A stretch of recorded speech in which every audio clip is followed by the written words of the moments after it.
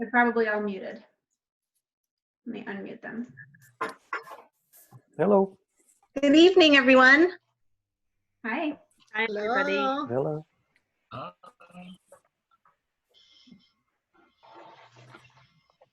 Did anybody hear from our student rep today if she was going to make it?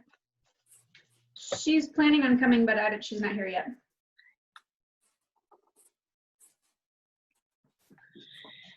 You tell me, Erin, should I launch? Do we have everybody? Yeah, I think we should. See that Raul was right at the school. Look Yeah, at that. it's better than my actual background in my kid's bedroom. We all are a little bit jealous that we haven't been part of the Raul dress up meetings.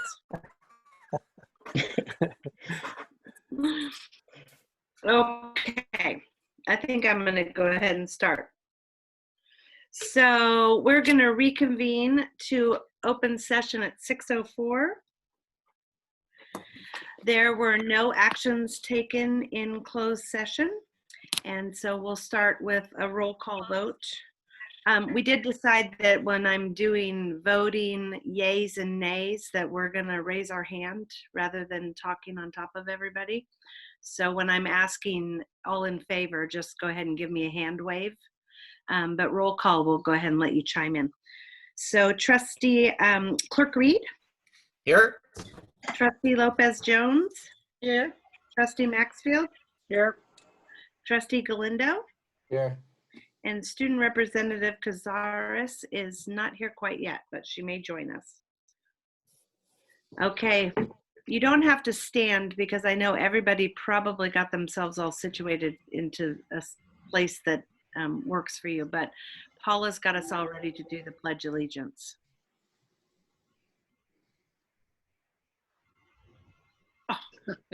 Oh, yay. Amazing. So, ready? Begin. I pledge allegiance to the flag of the United States of America and to the the republic republic for which it stands, one nation, under God, indivisible, with liberty and justice for all. Well, that was a first, for sure. All right. So we need a motion to approve or adopt the agenda. There's no changes, Erin? No, there's not. Thank you. Perfect. So I'm So looking for move. Second. great. All in favor? Aye. Aye. Perfect. All right. Next, the district mission statement. We are a collaborative, culturally rich educational community where a rigorous and innovative curriculum prepares our students to be successful contributors to our global society. I'm not sure if we got any public comments, Paula? Okay, perfect. So we'll go ahead and skip over 4.1. And going into information and discussion items, 5.1, the Brannan Center parking request. Yes, this request was brought to me by community member Ed Kozel, and he is a part of the board for the Brannan Center, and they are entering into a long-term lease to renovate and manage the Presbyterian Church, which is also known as the Green Church, to become the new community center for all of Calistoga. So the church, as you know, has historically allowed the elementary school to use their parking lot for both pickup and drop-off for students. And we've never had a formal agreement. So they would like to formalize that agreement. And then they would also like to, within that agreement, have a shared agreement that they would then be able to use our elementary school parking lot anytime they have evening events or weekend events, as long as the school did not have an event scheduled for the same time.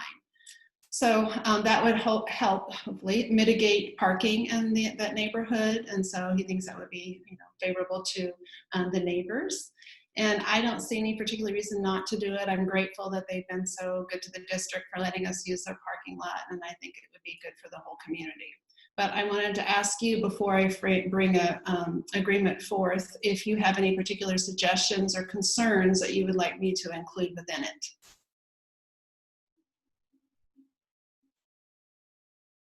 Okay, hearing none then, Ed thinks that we could work on the agreement and have it brought to you at the May board meeting. Thank you. Great, thank you, Erin. Okay, 5.2 is board policies and the administrative regulations first reading. I'm sure everybody took a peek at that in their agenda. Were there any questions on those? And I think Erin might want to give an update to one that we were not able to complete. Well, this is just for the first read, Julie. So all of these reflect only legal changes. So, we have to approve them no matter what. You certainly could add anything in you'd like to add, but at a minimum, we have to have them approved as is. Perfect. Sorry, yeah, I was getting confused. That's okay. That's the next set. So did anybody have any questions on any of these?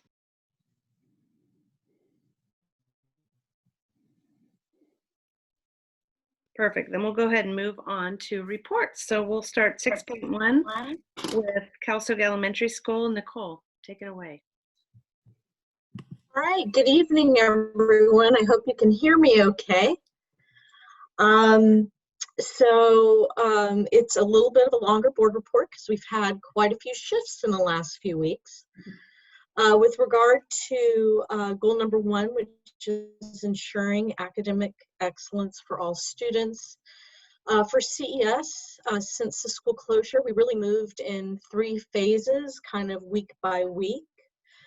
The first week started March 16th, and that was the week that we put together our learning packets for our students that were paper. And the next day, because of our volunteers that came in to help us organize that, we were able to disseminate all of our packets to the community by 4:15. And the final ones we actually put into the mail. And luckily, in terms of timing, we were able to get that done before Calistoga Elementary and Calistoga was put on a shelter-in-place order. After the shelter-in-place order, teachers began to test drive various platforms for communicating with students in order to support completing those paper learning packets. And additionally, that second week of the school closure, I met with each grade level plus our special education case managers for an hour to start preparing in case the closure was extended and starting to prepare for what we call the more of a digital platform if that extension were to happen. The following week, March 30th, on that Monday, we had volunteers come in and start to prepare devices for dissemination to our students.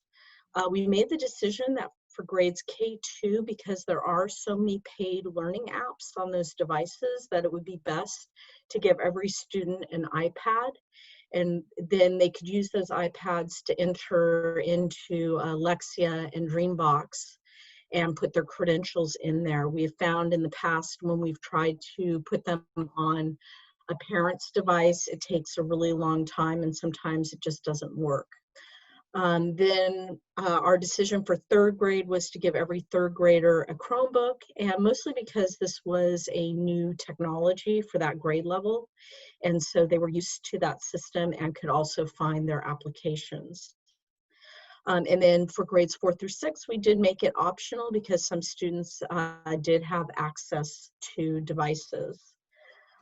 Additionally, we also sent home some of those consumable books that go with our English language arts and math so that students could keep in alignment with teachers as they were presenting information. That week of March 30th, by that Friday, we had given out 411 devices, which is a pretty large number of devices. And really it was the work of our volunteers and getting that help and getting that done. and that dissemination was done in a very safe manner, and that we did have protocols to make sure that social distancing was happening. And so now what we are working on is continuing to communicate with our families to make sure that they can get those devices online. And also, thanks to the Family Center, I think probably that will be talked about later. We're also working with those families that still don't have access to the internet. So it was a quick, that last week was very, very high paced, but I was very proud of how many devices we got out the door. With regard to goal number 2, which is our healthy and positive school environment, this week, Mr. Valenzuela and I had a chance to meet with our restorative practices consultant, Shari Garn, and we participated in a circle, and what we're looking to do this week is to have a volunteer circle for the CES staff to kind of bring back some of those practices, because you know, even though we are so far apart and we're looking at each other through a screen, there really are some practices that we can co-opt from restorative practices to bring to CES and to our distance learning, so that would feel a little more normal to our students. And I think first and foremost, one of the things that I realized is that often when you do these kind of screen time meetings, often you want to just jump right into it, and you're really not giving students and staff an opportunity to kind of get settled and acclimated to that. So I am looking forward to that meeting. So far in RSVPing, we have 15 staff members who have indicated an interest in participating in that meeting, and ultimately for the outcome to support restorative practices in our distance learning model. And then finally, with parent engagement and communication, really we've had a fundamental shift in the modality of how we do schools. And so from the first week, we started to push out what we call communication logs, so that teachers could keep track of who they had been communicating and who they were receiving communication from.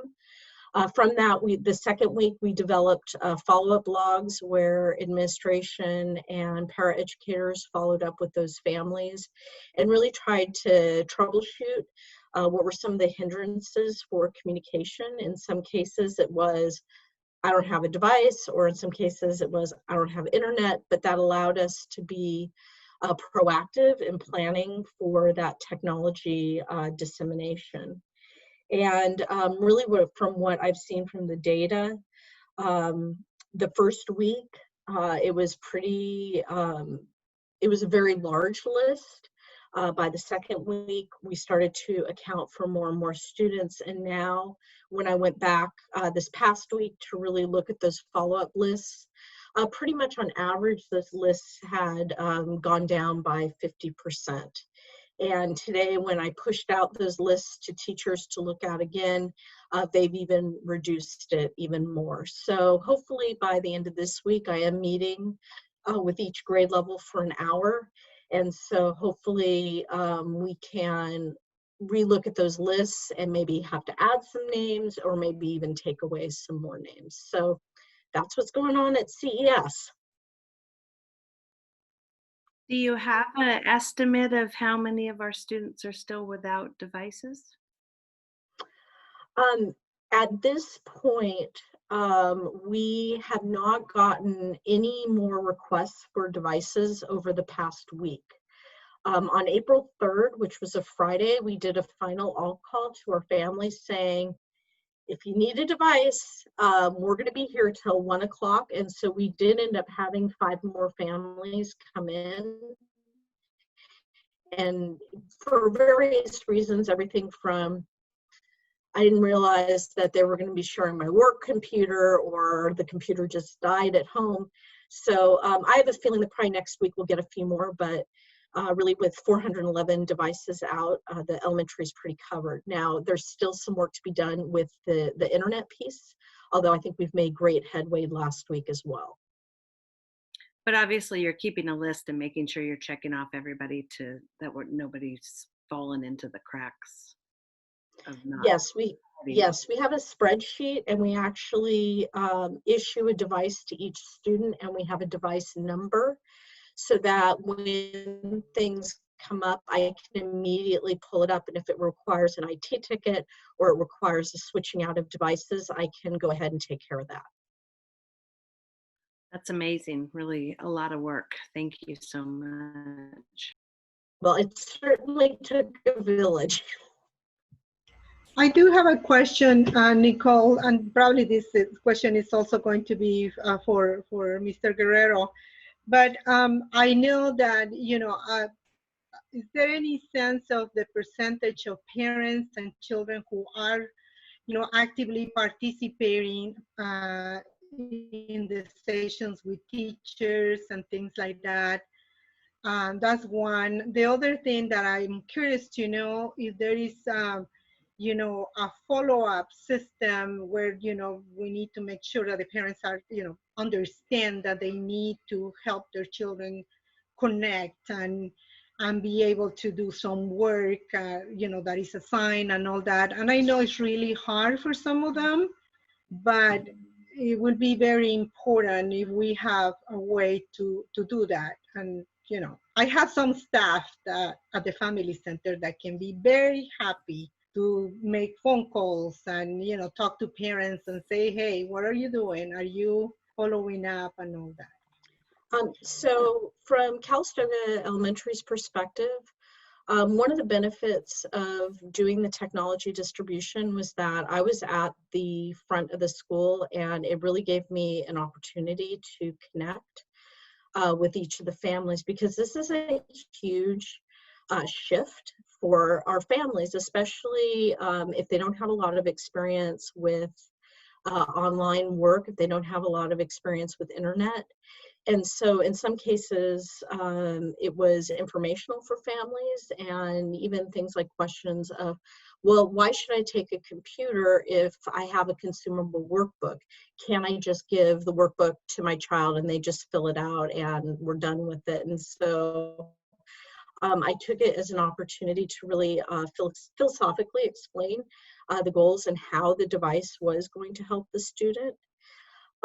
With regard to the other part of your question in terms of engagement, right now we are going to be collecting those paper packets. That will be one form of data to show in terms of completion, how many students got that done. In the meantime, teachers have been informally keeping track of their students, and that's why they really were testing a lot of those digital platforms with their students as they were working through those paper packets. The feedback that I got from teachers in the grade alike meetings, we had some classrooms where there are 23 students and 22 students participated in a voluntary meeting. And then we had other classes where the teacher would say, hey, let's have a volunteer meeting. And this was before all the devices went out, only 3 students would sign up. So I'm hopeful that this week, given that our need to contact list has diminished significantly, that we will have updates on engagement. So it kind of went from everywhere from almost 100% engagement to very little engagement. And so I'm hopeful that this week we'll get a little more solid data. And then I think in terms of some help that we could use from the Family Center is that, and I did talk to Zach about this as well, is that this distance learning is really creating a very large mind shift for all families. And, you know, things that you take for granted is like, for example, on that Friday when devices weren't working, the parents knew I was at school. And so they'd run over and they'd have the device in their hand. They'd hold it in front of my window. And so I could mask and glove up and go troubleshoot what was going on. But we still have families that don't have internet addresses don't have email addresses, and really could use just some of that technology troubleshooting. And it's really hard in a shelter in place, because normally when we used to do that technology training in our DLAC, we could really be shoulder to shoulder with our families and really help guide them in the use of those devices. So I don't know if there are some YouTube links in Spanish and English that we can push out to our families. But I think that if parents could get email addresses and start using them, I think they'd feel a lot more connected. I'm guessing if you go onto Google, just a free Gmail account, there's probably a million YouTube videos on how to do that. Yeah, keep reaching out if you need help. I've heard so many great stories of community members in other communities reaching out one-to-one to the kids and just checking in on them and seeing how they're doing. And so if you needed any help, I mean, I'm certainly happy to help with any of that kind of stuff. Thank you. Okay, any other questions for Nicole?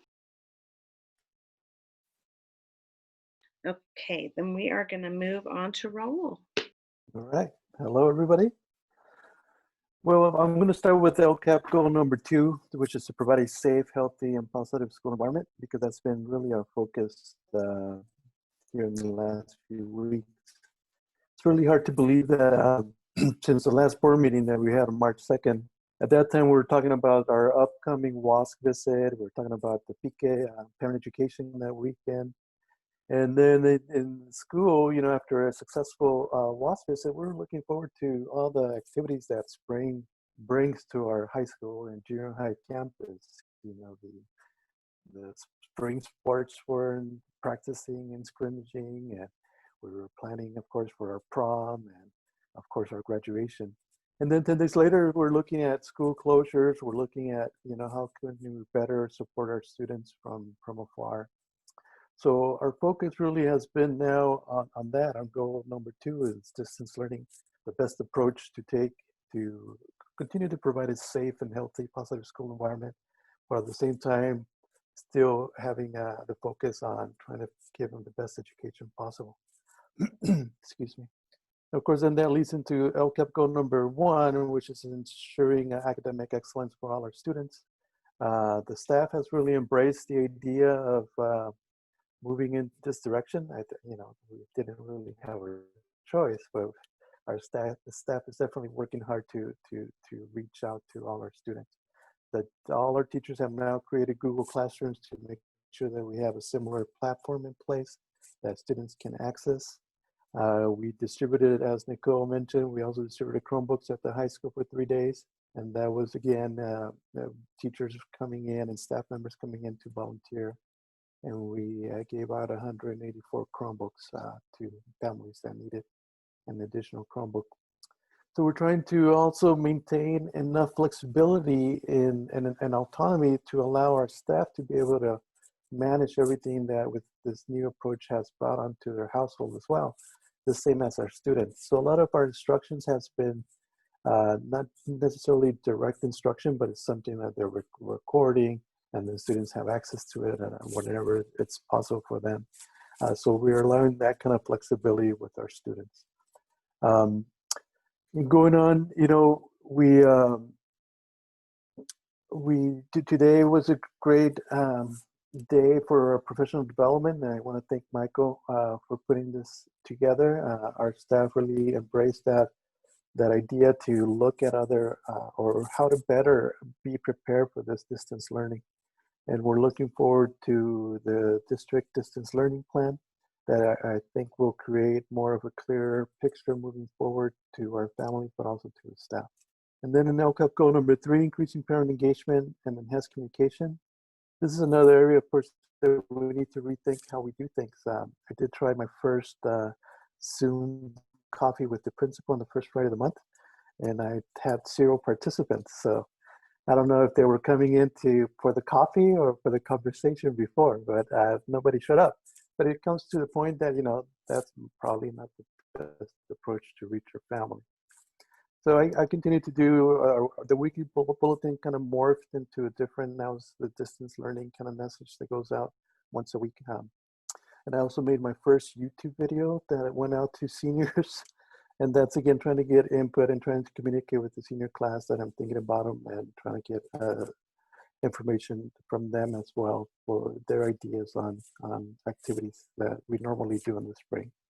So LCAP goal number 3 will continue to morph as we continue this track in the uncharted territory that we're engaged in now. And going to the questions that were asked about how we're keeping track of students. So we did start a spreadsheet as well. Prior to the distribution of Chromebooks, we had a spreadsheet that had over 180 students. So now we're going to create another new spreadsheet for tomorrow. We have a staff meeting where, because 184 students, that was again prior to the Chromebook distribution. So now after the Chromebook distribution, we want to see how the participation is going, and then try and address any barriers that exist from there. But we'll be doing that, having those conversations as a staff tomorrow in a staff Zoom meeting. And just, the final thoughts is that I really miss the school, the liveliness that comes from being on school campus. This is not something that I'm really comfortable environment in this virtual thing.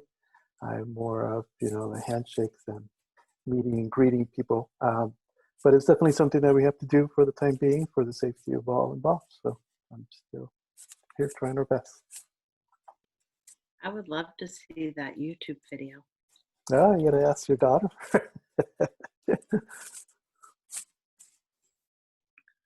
Perfect. Okay, anybody? Julie, before you go, sorry, I was trying to find the unmute button here.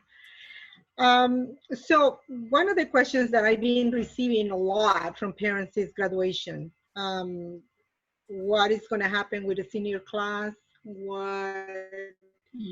And I would like to know your thoughts on that, and see if you can provide some guidance on what to tell parents that are obviously very worried about it. In my family, we have a kid that lives in Los Angeles and was supposed to graduate this year, and they worry. They don't know what is going to happen, and so.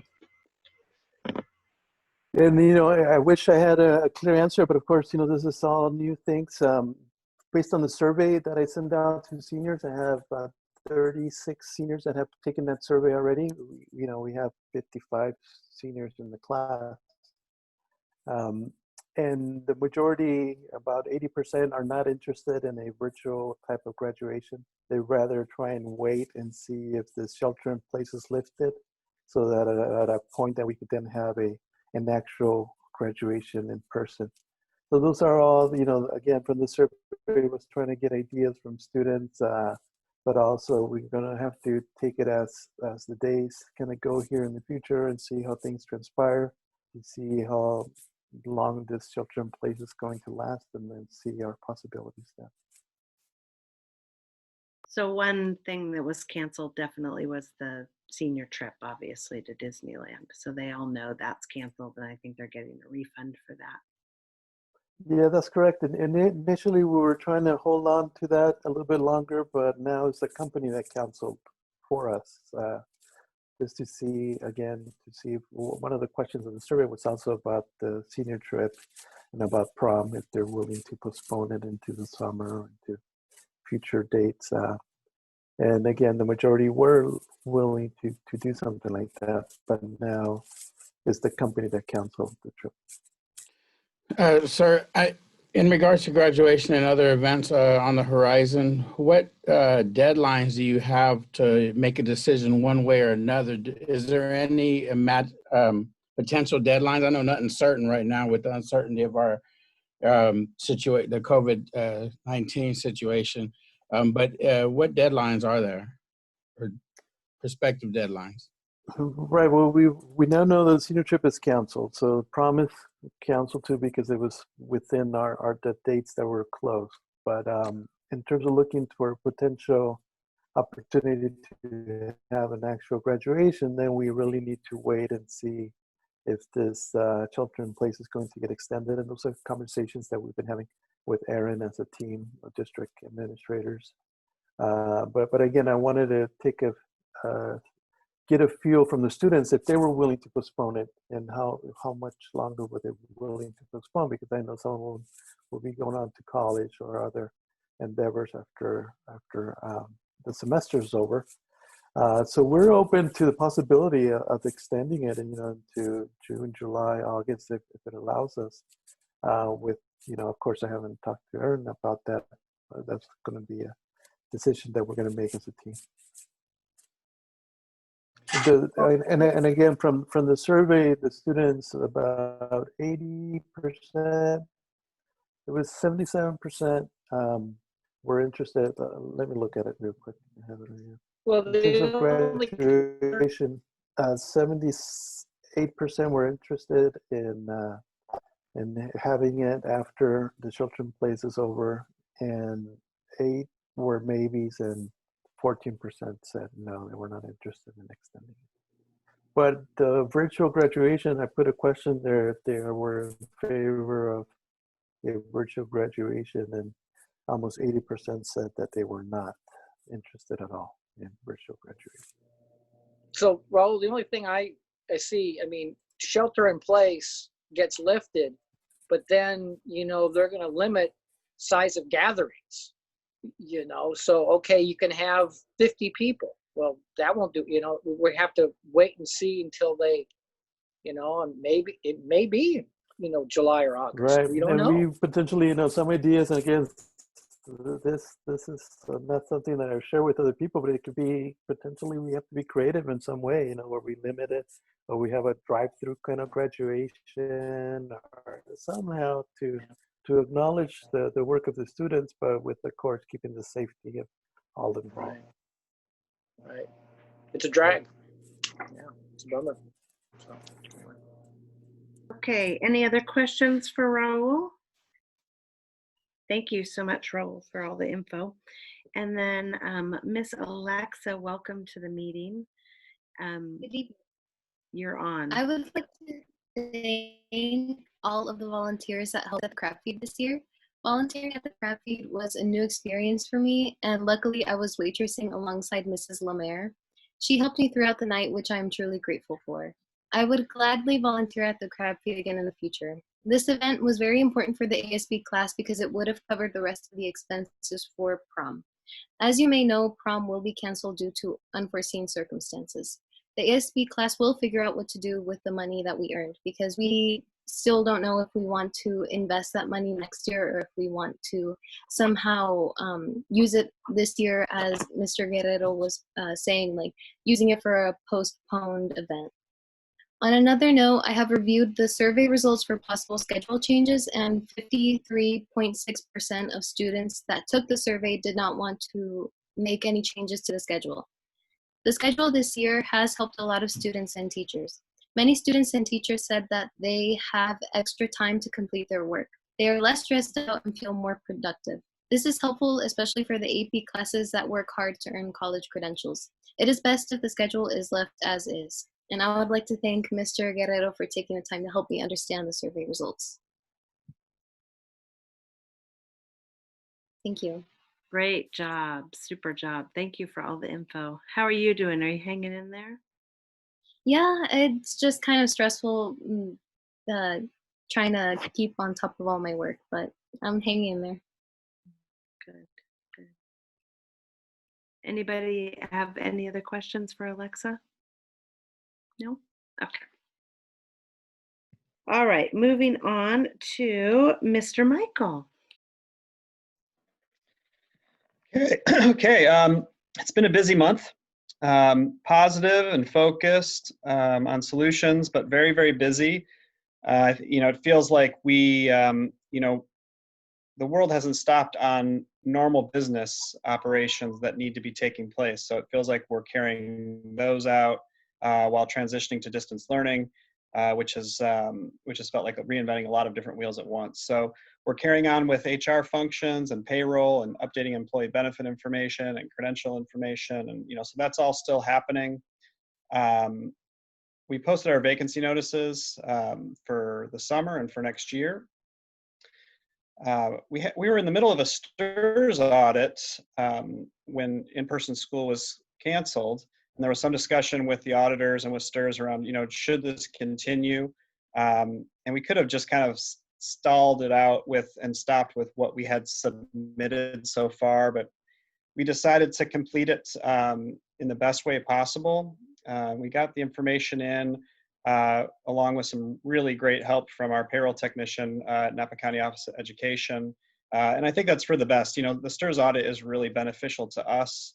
It illuminates, where we're doing things right or wrong with regards to paying employees. So we really want that information from the STRS audit. So that did get completed, and we're waiting on the results or the narrative response.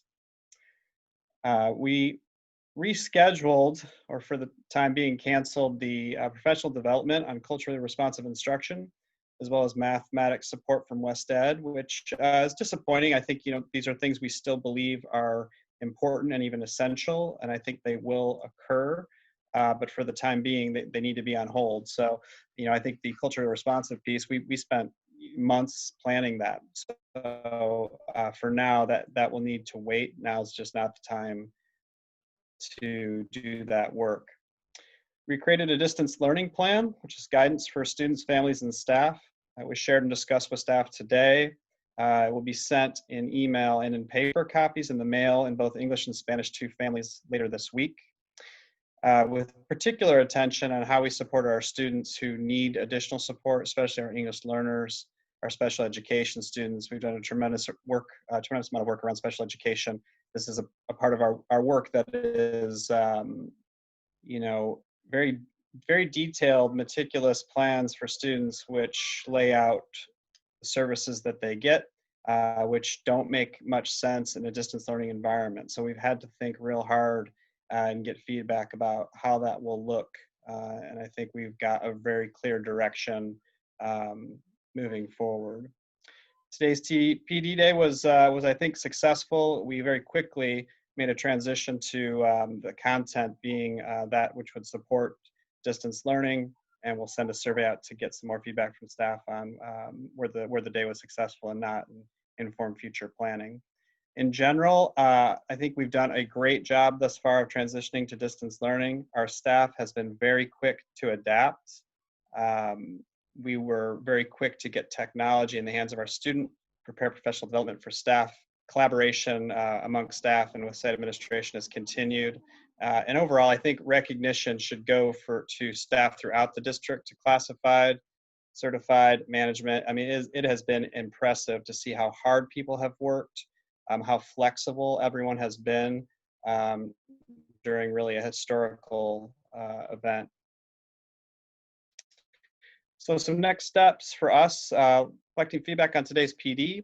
I think planning to get feedback on distance learning from all stakeholders on an ongoing basis. This is such a new endeavor for us. We really need to get feedback along the way.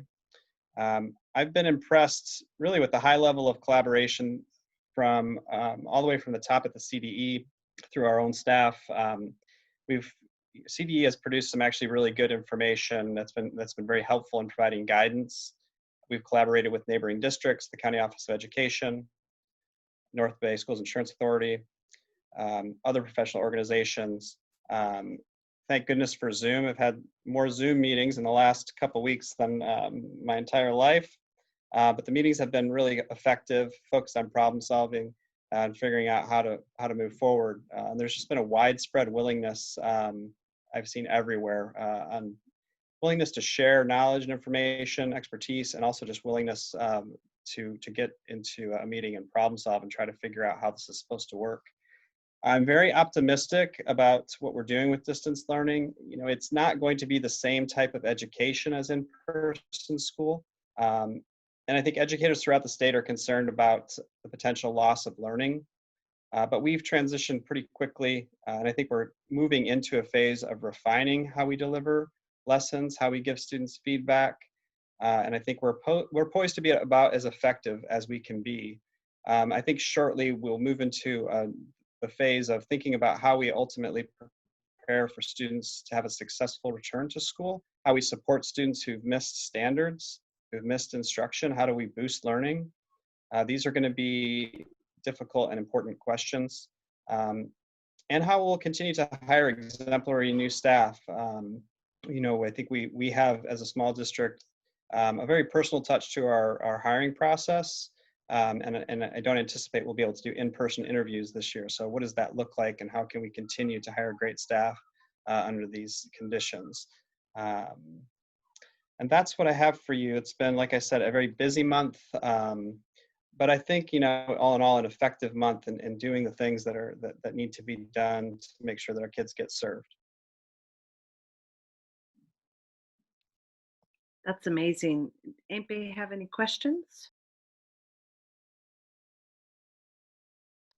I was kind of curious. It just made me think about the summer program, and you know, it's hard to say what's going to happen because we don't know. But it seems like it would make the summer program even more intensely valuable if we do get to recommence mid-June, which is what I'm hoping.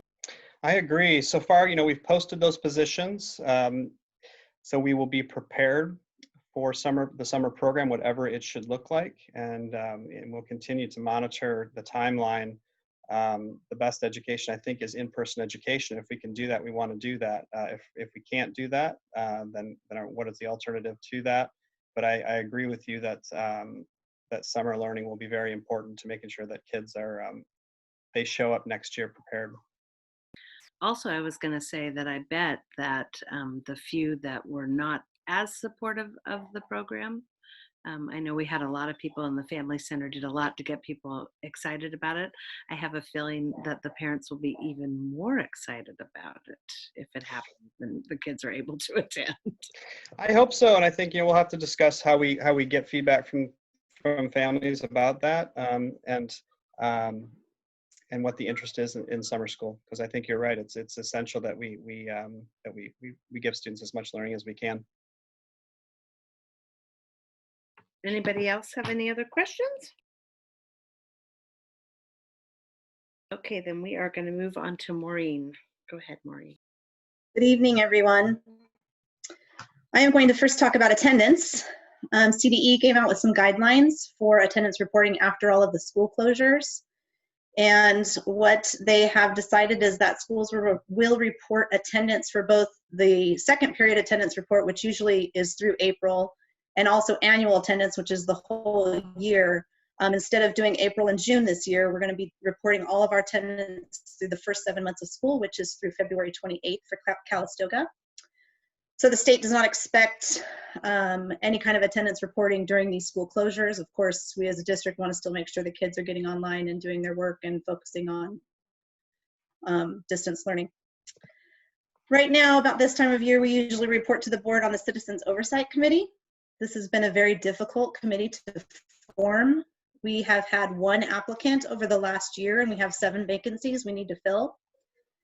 It's not crucial right now because we aren't doing construction projects, but once we do finish our master plan and we start looking at doing construction in the future, we will want to make sure that that committee is fully seated.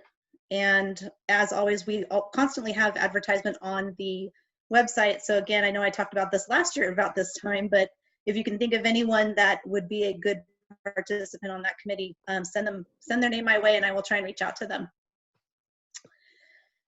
On March 16th, the state legislature passed SB 117.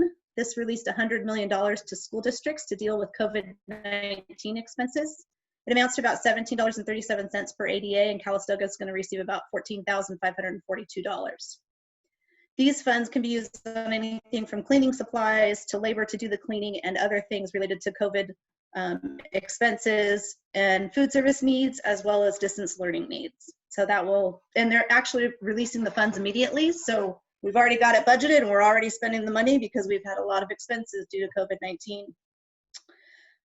Federal funding for COVID-19, the stimulus bill gives funding to school districts to help with COVID-19 expenses as well. I'm assuming the guidelines are going to be a lot like the state guidelines. We don't know the guidelines yet because they haven't set them, but we are already registered on the FEMA grant portal, and that puts us in line to receive the money. So hopefully pretty soon we'll learn what it is we need to do to follow through and actually receive the money and what we can use the money on. Also don't know how the money is going to be allocated, so I can't tell you how much we're going to get yet.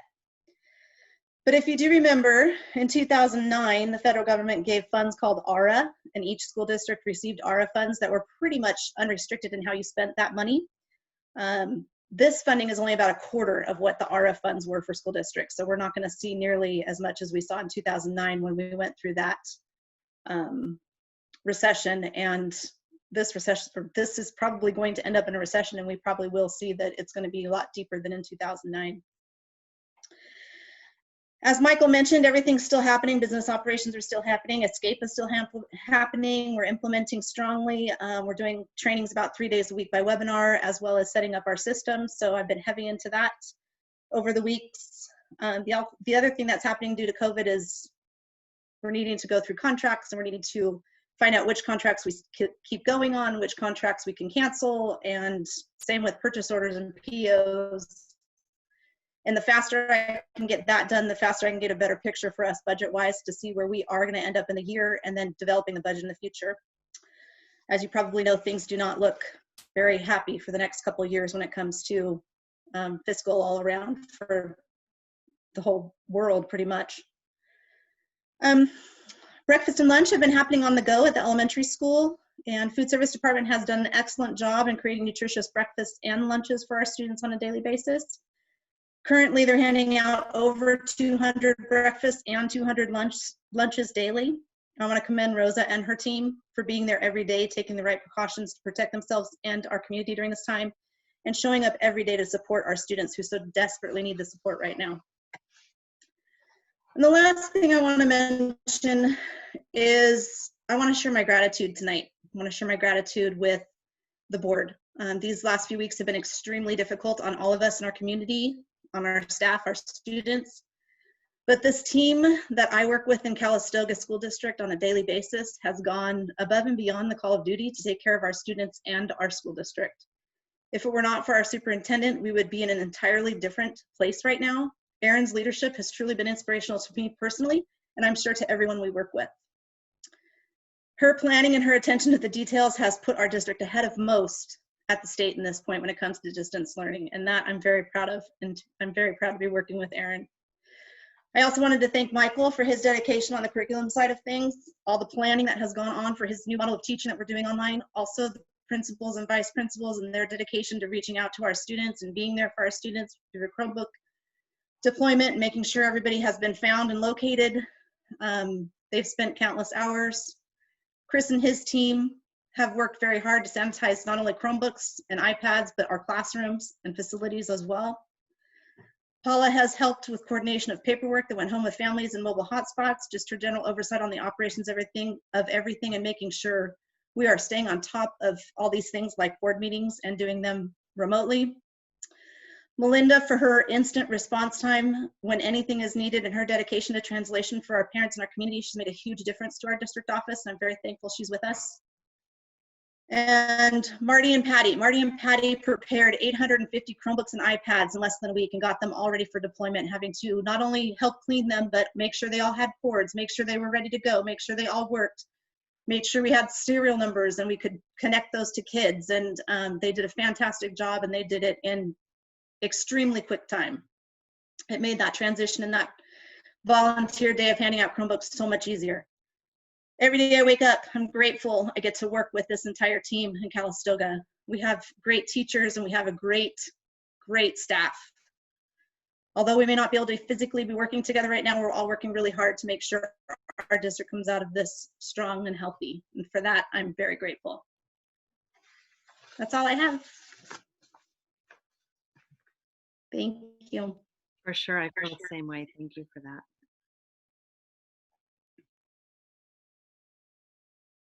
Okay, sorry, you have to forgive me. Hang on. Let me unmute and flip the page here. Okay, so it's Erin. Sorry, Erin. All right. Of course. So one of the many COVID-related topics that is on the forefront of, I think, every superintendent's mind right now is what the state board is going to expect from districts in regard to this year's LCAP. So CSESA, which is the County Superintendents Association, AXA, CSBA, and CASBO have all been advocating to extend the deadline to submit our LCAPs. They don't want to extend, they want to keep the deadline, but they want to change the format. They feel that for us to right now create a 3-year plan in this environment, there's so many unrealistic and unexpected happenings right now that we should modify things a little bit. So the proposal that's being considered, it's not been approved, is that the 3-year plan is shelved until next year, and instead every LEA has to create what they're calling an equity assurances document, and that would be just some sort of narrative that would assure our public that each of our LEAs is supporting our unduplicated students. But nothing has been decided at this point. We're hoping that pretty soon it will be decided because we need all of us start our work on it. So hopefully by the next board meeting, I will have some direction. Under LCAP goal number 1, as the principals have told you, we have deployed 600 computers and 70 hotspots to our kindergarten through 12th grade students who need them to participate, obviously, in distance learning. However, despite several areas, messages, teacher notifications, and a strong social media promotion, I'm already getting calls from families that said they were not aware that they needed to pick up the devices. So Melinda has been in contact with them, working with Marty, and we'll continue to distribute devices as long as we need to. We'll do it from my office because we need to get those into the hands of kids. And I'm very appreciative of some community members. Ed Cozell, he's a fellow Rotarian, and he was the person who secured the hotspots in a time when it was very difficult to get hotspots. Many schools are going to be waiting for a month or more to get them. And then I also want to recognize Kevin Eisenberg. Both he and Ed configured all of those hotspots to save our staff time so we could get them out more quickly. And then I want to thank our 2 Family Center employees, both Zach Guzik and Jose Hernandez, who spent 3 full days from 9 to 4 in the really chilly weather, sitting outside the elementary school. They contacted all those parents about coming in, have individual appointments, help them learn how to hook up their hotspot and answer other tech questions. So I greatly appreciate it. And Dira, if you'd pass it on, I would appreciate it as well. And then Rotary, the entire club, for funding the 3-month subscriptions for the hotspot. Some news is that Alec Lee, who is Aim High's executive director, contacted me last week to share the news that their board has made the decision to cancel the Calistoga implementation this summer. And they were already questioning before the COVID crisis came along whether or not they could move forward, because we had only 40 of our students who completed the application despite lots and lots of promotion. And they're having the hardest time securing staff for the program. So without teachers, they can't have a program. So he said that, so they were on the fence about whether or not they were going to be able to move forward. But this pandemic has severely impacted their program as well, because they aren't certain they're going to even be able to have an in-school program. So they're stepping back. They have 18 current campuses, and they're going to decide whether or not they can somehow change the format to serve kids this summer. Whether or not that would be an online format, they're not sure. They're just, they're reeling just like everybody else is.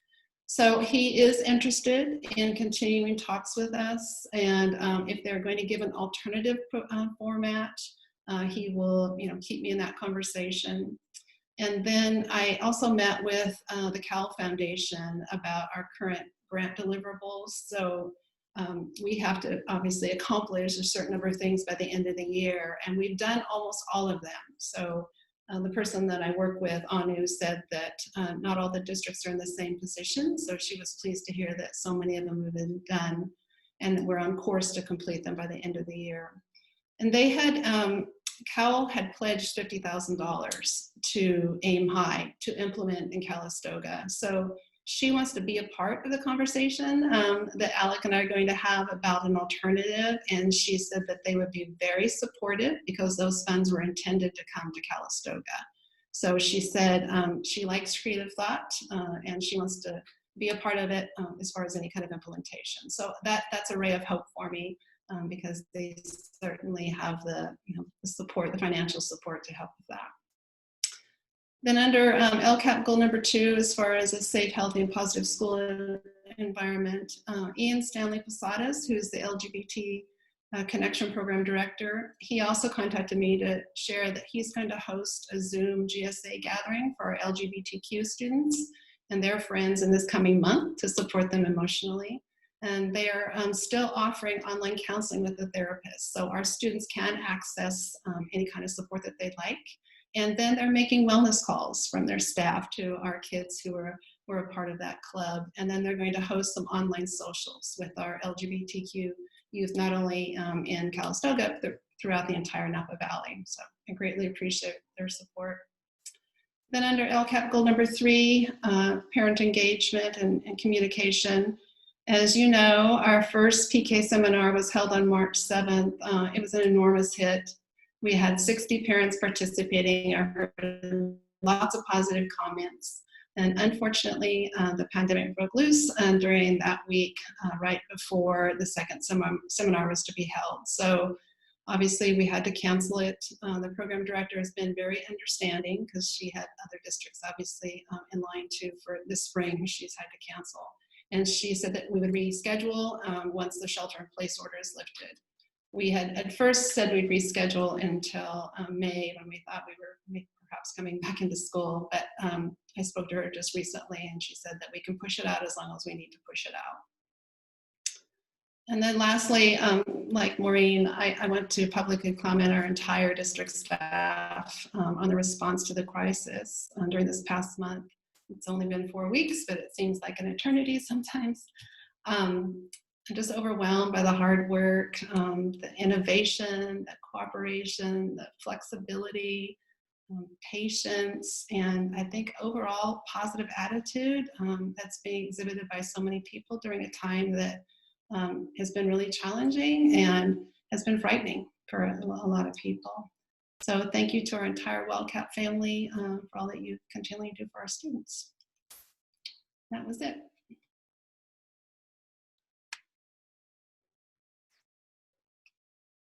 Go ahead, Matt.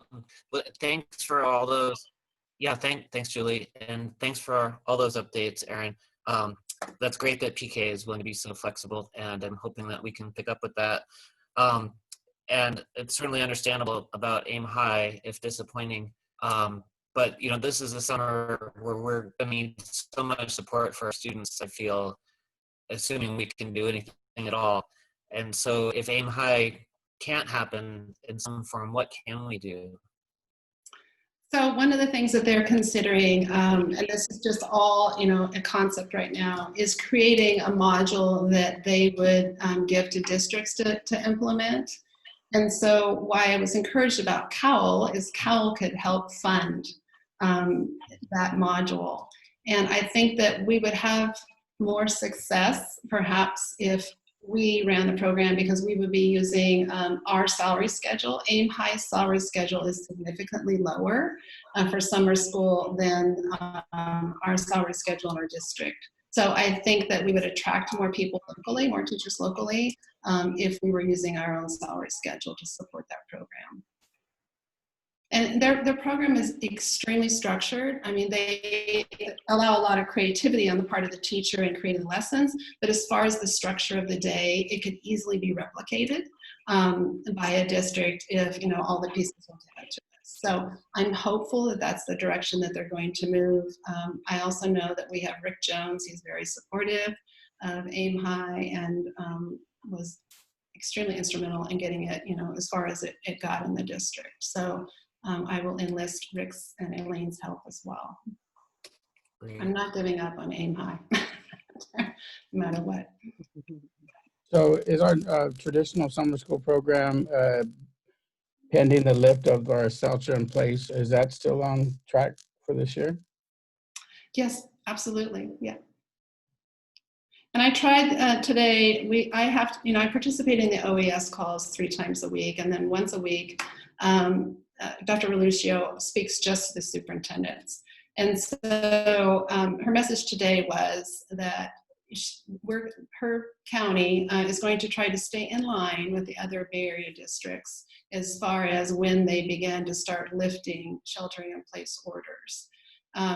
She will not tell us in any way, shape, or form that, this is the date we think we're going to do it. They're just going to keep looking at data. So it's a moving target right now. This last order is going to be lifted on the 30th, but she's made it clear that, there will be an amendment to it. It's not like suddenly there's not going to be an order. There will be an order in place. We're just not sure how they're going to amend it. Or So if I could follow up with that. So, okay, so if the shelter in place is lifted, hypothetically, will the needs that was addressed by the summer school principal last year, will any of that be addressed this year?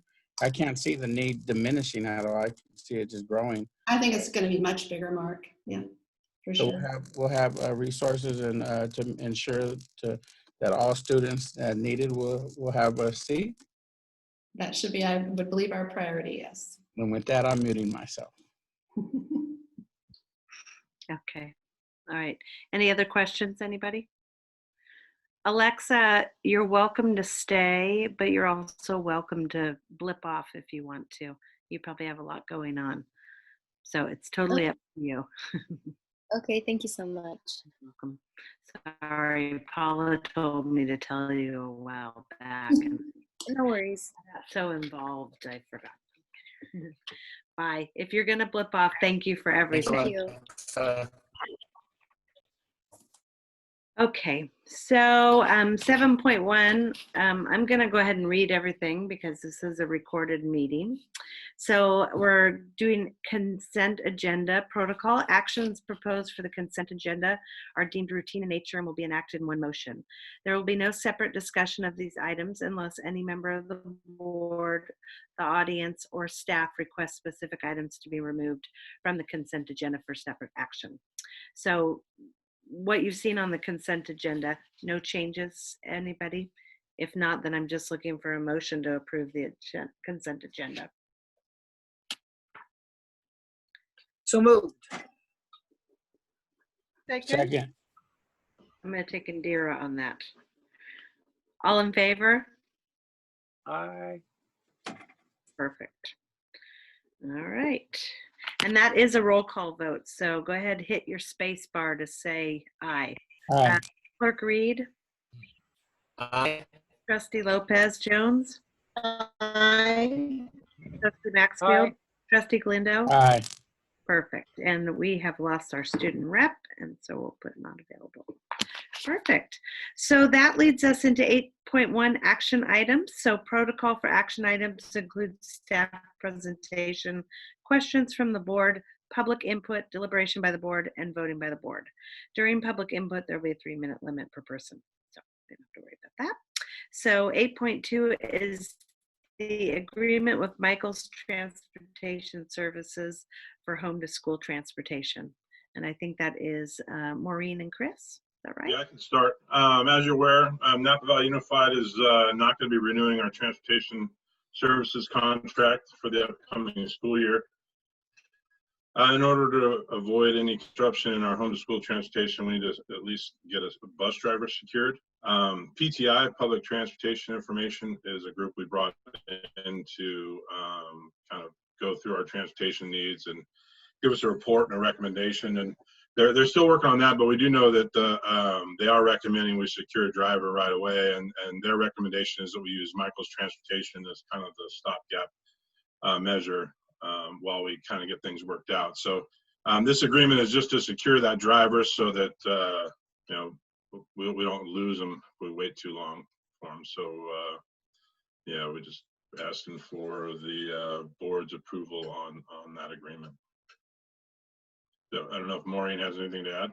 I just wanted to add that so the PTI, they are done with their study. We're waiting for a final draft. They kind of sent a final draft and we had some corrections we wanted them to make on our side of things. So we're waiting for that. And so next board meeting, we will bring the full study to the board regarding the transportation study that PTI did. This contract for securing a driver, if you recall, back in the fall, I brought to you an increase with Napa Valley Unified. We had to increase our transportation contract with them by about $50,000. That was both for maintenance contract, fixing the buses, repairing the buses, and also the driver expense. This Michael's driver is going to be more expensive than what we are paying Napa Valley Unified for just the driver piece of the contract by about $9,000. Of course, we're going to have a lot of savings this year too from Napa Valley Unified because we aren't actually transporting kids. That contract's still being worked out with Napa Valley Unified, but we're looking at about a $9,000 difference between the price we pay for a driver this year and the price we're going to need to pay for a driver from Michael's.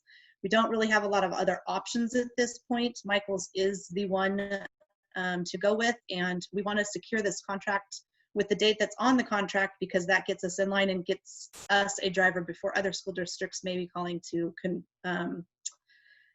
confirm drivers with Michael's. So very important that we do this as soon as possible. Unfortunately, it's going to cost more money. Sorry, Mark. I'm just trying to get there. A motion to approve 8.2. Oh, he was waving to move. Okay.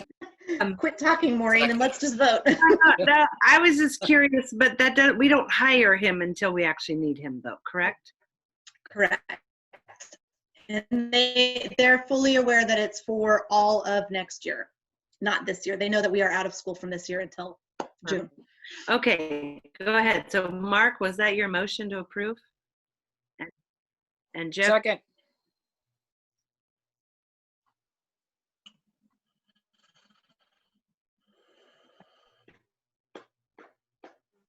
All in favor? Aye. Perfect.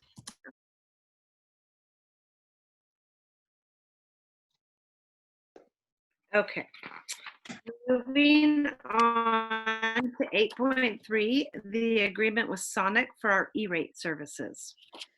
So I tried to put on the summary as much as I possibly could regarding this contract, but right now we have CalNet 3 that connects our high school to our elementary school, and that contract ends in June. And so through the E-rate process, we go out to bid again for those services. And we had multiple bids, which was great. And we had one bid in particular that I am recommending we go with. It's from Sonic. It's a 10-year agreement, which is a very long time. But one thing about this contract is that we can increase our speed anytime we need to within that agreement without it costing us more money.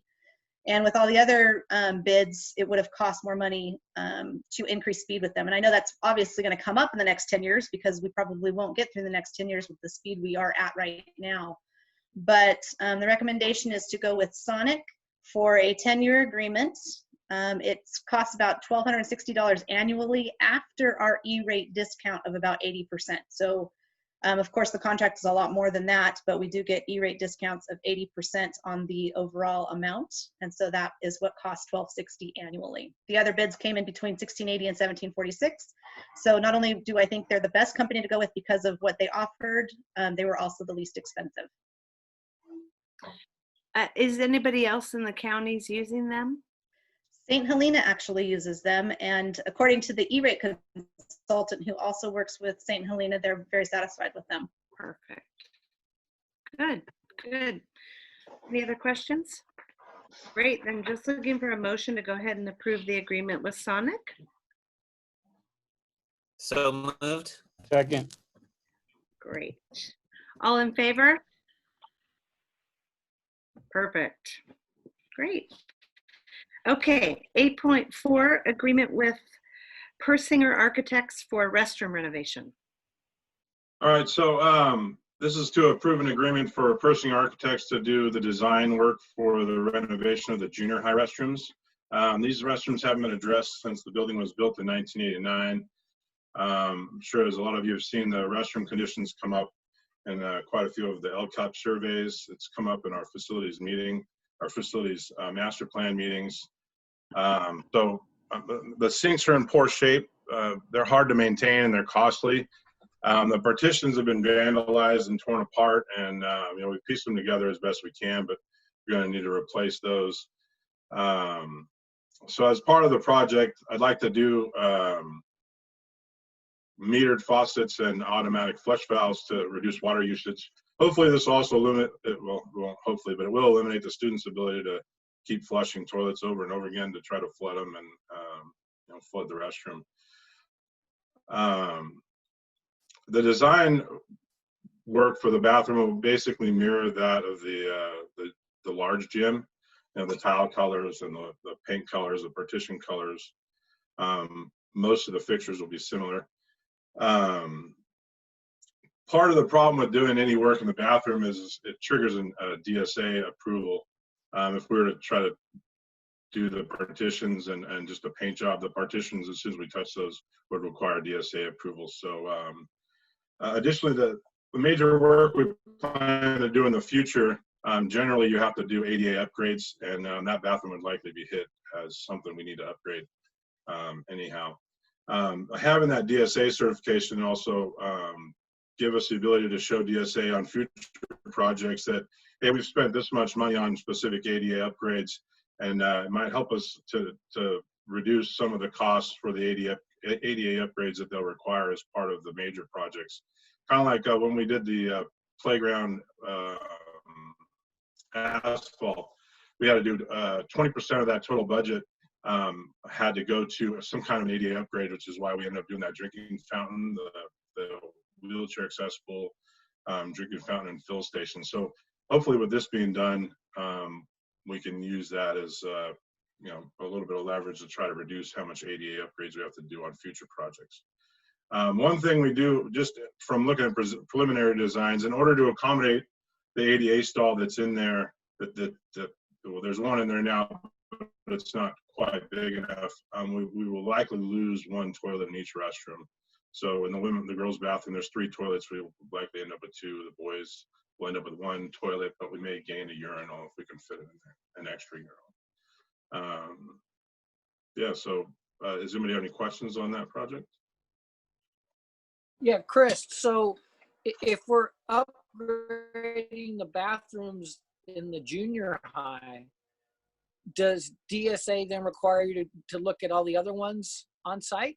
Or you can do them, Oh, we don't anticipate it. Talking with the architect, we shouldn't have any issues on that end with additional upgrades, because this project is really, I mean, it's a bathroom renovation, but it's really ultimately a really pretty large ADA upgrade on the campus. So we don't anticipate having to do any additional work from that. Got it. Okay. Oh, goodness. Thank God I was muted when I coughed there. Okay, no other questions. Then I am just looking for a motion to go ahead and approve the Persinger Architect. So moved. Second. I'm going to take Matt. All in favor? Aye. Perfect. Great. Okay, so moving on to 8.5, Measure A Bond Audit Report. The board members should have received a copy of our bond audits as part of your board packets. And this is the annual audit that's done because we did receive bond funds that required a 55% approval rate. The audit report was done in early March, maybe late February, and there were no audit exceptions. Also no audit exceptions that we had to clean up from last year. The one thing that is talked about in the audit report is just what I talked about tonight in my report, the Citizens Oversight Committee, that we're still trying to form one. But fortunately, they don't make that an exception against the report. So what the board's approving tonight is the fact that they've received the report and have gone over it. Perfect. Anybody have any other questions? No? Okay, then I'm just looking for a motion to go ahead and approve the audit report. So moved. Okay, Matt? Second. Jeff? All in favor? Aye. Great. Perfect. Okay, and then 8.6, MOU with California School Employees Association on our distant learning. I think that's you, Aaron. No. Yes. You're muted. I'm unmuting there. Oh, there you go, Michael. With our students at home, with our staff at home, this definitely constitutes a change in working conditions for our staff. And as such, we negotiate that. This is our agreement with CSEA. Primarily, it defines essential versus non-essential workers, compensation for CSA members, and any other concerns related to COVID-19 school closure, which are not addressed by the current contract. It's important to keep in mind that the current collective bargaining agreement is still in place and is the foundation for our work, but there are several other concerns now that are raised that we've outlined here. Perfect. Questions? Anybody else have questions? No? Okay. Then I'm just looking for a motion to approve the MOU with CSEA as presented. So moved. Second? All in favor? Aye.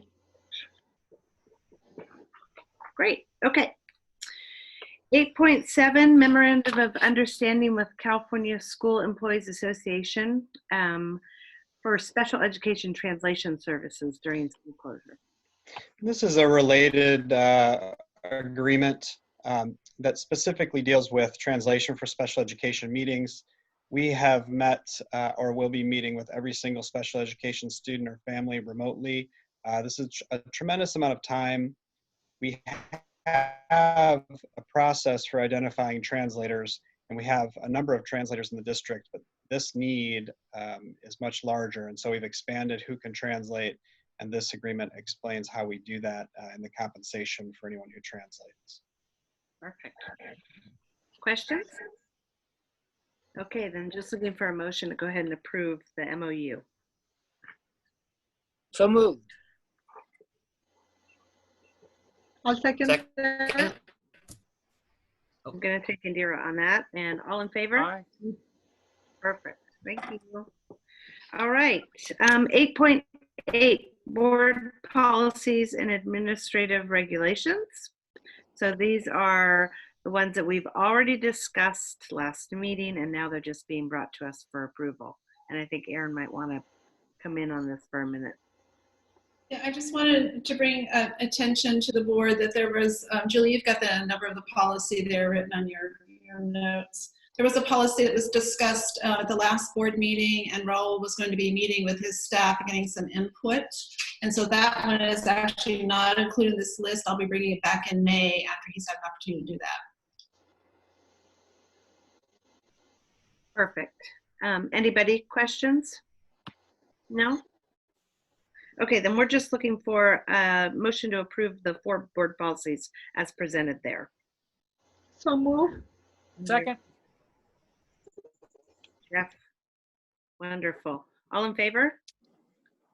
Aye. Yeah, looking for Matt. Okay, perfect. Thank you. All right.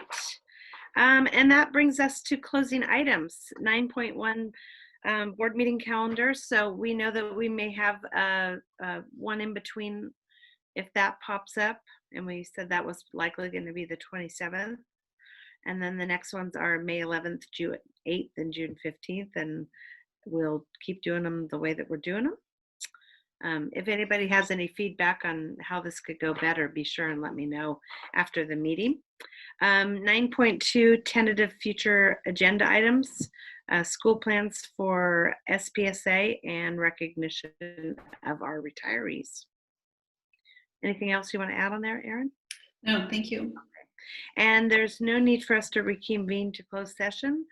And so I'm just looking for the favorite. So Perfect. moved. Jeff, second. Second. All in favor of adjourning the meeting? Aye. Aye. This has totally been fun, though. I have the burning desire to sing the Brady Bunch song. I want to thank all of you. This went incredibly smooth and my anxiety has lessened. So thank you. So amazed. It was great. It was went well. perfect.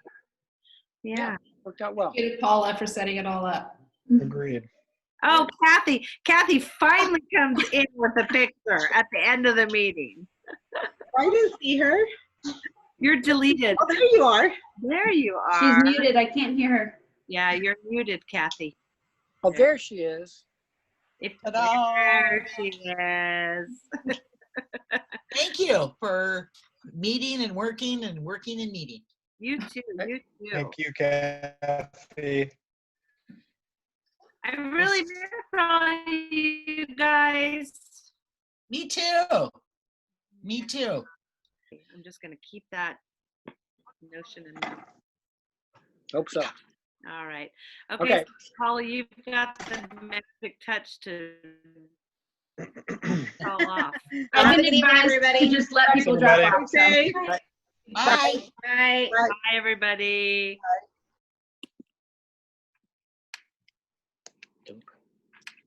Don't. Me and Paula are hanger-oners. Have a good night, you guys. Something told me to like wait till everybody gets off by themselves. Don't end the meeting. So. Right. Have a good night. Okay, Bye. Chris. So, Paula, any feedback, you just let me know. I think it went great. I think you did great. I think that they were respectful. I think that, I mean, only Still like what, recording. We're still What? recording. We're still recording. Stop the recording.